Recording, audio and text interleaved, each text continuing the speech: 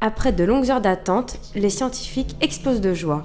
Un signal reçu il y a quelques minutes confirme le succès de la première mission ExoMars.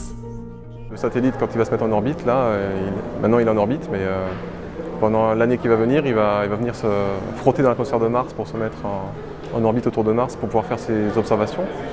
Ça n'a jamais été fait en Europe. L'aventure commence en mars 2016. Une fusée à protons russes quitte à Terre. Elle relâche un satellite et un prototype d'atterrissage en direction de Mars.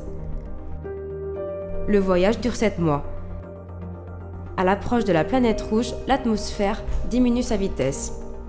Le satellite se met en orbite et relâche un prototype d'atterrisseur, Schiaparelli.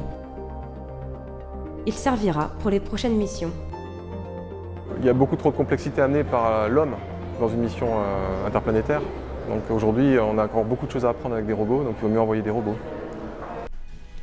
Un satellite construit par Thales à Cannes-la-Boca, une soirée Cannes Goes to Mars au Palais des Festivals consacrée à cette réussite scientifique en la présence d'ingénieurs, d'astrophysiciens, mais aussi astronautes venus parler de cette mission.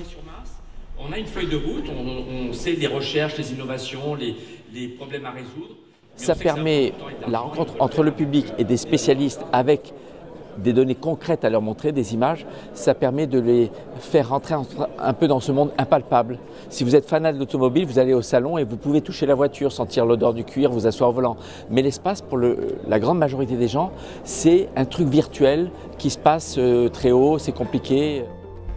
Le public est sous le charme, la tête dans l'étoile rouge.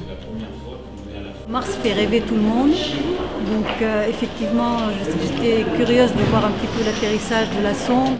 Le moment le plus intéressant, c'est quand on a vu le signal apparaître sur l'écran. Il montrait que la connexion avec le satellite était établie. Prochaine étape, utiliser la plateforme d'atterrissage pour envoyer un véhicule rover sur Mars. De quoi alimenter nos rêves en attendant 2020.